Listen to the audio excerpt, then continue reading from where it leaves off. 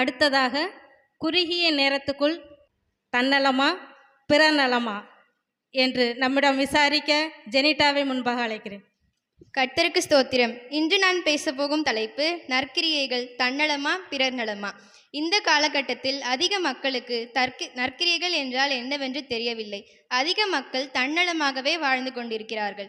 அவர்கள் தங்கள் சுயத்தை யோசித்து கொண்டு தங்கள் நேரத்தை வீணடிக்கிறார்கள். தங்களிடம் இருப்பவைகளை வைத்துக்கொண்டு பிறருக்கு உதவி செய்வதை விட்டுவிட்டு தங்களுக்கு இன்னும் அதிகம் வேண்டும் என்று பேராசைப்படுகிறார்கள்.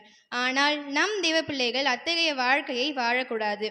ஏழைகளுக்கு இறங்குகிறவன் கர்த்தருக்கு கடன் கொடுக்கிறான் என்ற வசனத்திற்கு ஏற்ப நாம் அனைவருக்கும் மிக தாழ்மையுடன் தேவனுடைய அன்பை வெளிப்படுத்தி உதவி செய்ய வேண்டும்.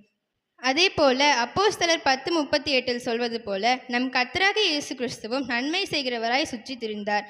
இன்னும் அவரை போலவே ஒரு கூட்ட மக்கள் இருக்கிறார்கள். அவர்கள் பிற நலத்தை கருதி வாழ்கிறார்கள்.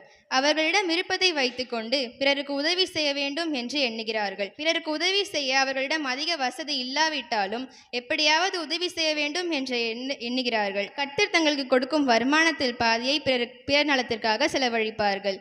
அதே சமயத்தில் யாக்கோபு 2:15 மற்றும் 16 சொல்வது போல ஒரு சகோதரனாவது ஒரு சகோதரியாவது வஸ்திரம் இல்லாமலும் அனுதின ஆகாரம் இல்லாமலும் இருக்கும்போது உங்களில் ஒருவன் அவர்களை நோக்கி நீங்கள் சமாதானத்தோடே போங்கள், குளிர்காய்ந்து பசியாருங்கள் என்று சொல்லியும் சரீரத்திற்கு வேண்டியவைகளை கொடாவிட்டால் பிரயோஜனம் என்ன?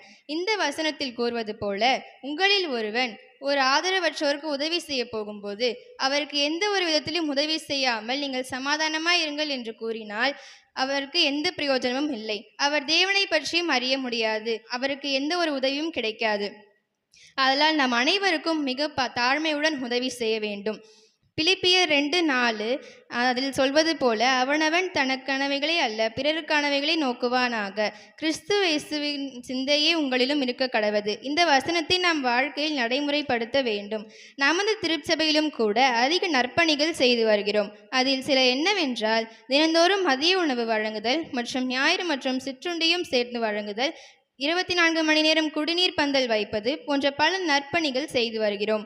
இவற்றை செய்வது மூலம் அதிக மக்கள் பலன் அடைகிறார்கள். தேவனும் நம்மில் பிரியப்படுகிறார். ஆகையால் நீங்கள் மனத்தாழ்மையுடன் தேவனுடைய அன்பை வெளிப்படுத்தி அதிக மக்களுக்கு உதவி செய்யுங்கள். ஆமேன்.